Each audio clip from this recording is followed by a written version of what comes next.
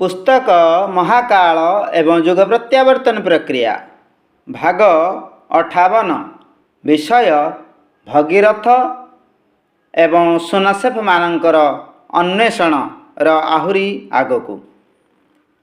सर्प तांको गଳାର भूषण थिले मध्य प्रलोभन सर्प तांको दंशन करि पारु नथिला।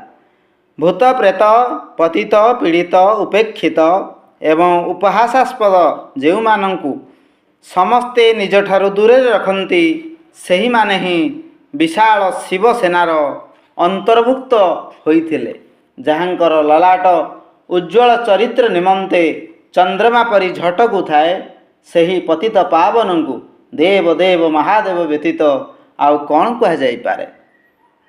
केवल महादेवंक द्वारा महाप्रयोजनर परिपूर्ण संभव हो पारे।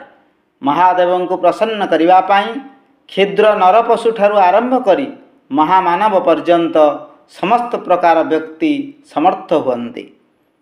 जेतेबेले मध्य संसार प्रति कौनसी विपत्ति देखा देइछि, महामानव माने सही घड़ीसंधिरु संसार को रक्षा करिवा पाई महाकालंकर सहायता कामना करिछन्ति। विपन्नताग्रस्त संसार रे एपरि महामानव जन्म न नेले ताहार स्थिति रे परिवर्तन आसिवा संभव हुए नाही। पुरा काल रे सगर राजांकर 60,000 पुत्र निजर दुष्कर्मर फलस्वरूप कपिल मुनिक अभिशाप रे जलिगले एवं सेमानंकर उद्धत आत्मा को दहन करिवा पाई से चिता अनंत काल धरी प्रज्वलित रहिला। बालक भगीरथ ज्ञान प्राप्त हेबा परे निजर पितृपुरुष मानंकु सही नरकाग्नि रे प्रज्वलित होउथिबार देखि अत्यंत दुखित मनरे ताहार उपाय चिंता करिवा को लागिले। तपस्या द्वारा महादेव संतुष्ट हुअन्ति एवं तांक वरदान रे बहु दुसाध्य काम करा जाई पारे। गंगा अवतरण परि कठिन कार्य केवल तपस्या द्वारा संभव थिला।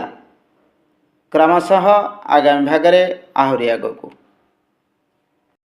विचार क्रांति दूत यूट्यूब ओडिया चैनल को सब्सक्राइब करिया सह परवर्ती वीडियो प्राप्त करिया पई बेल आइकन दबांतु एवं विचार क्रांति दूत ओडिया फेसबुक पेज सह जोड़ी हुंतु। धन्यवाद।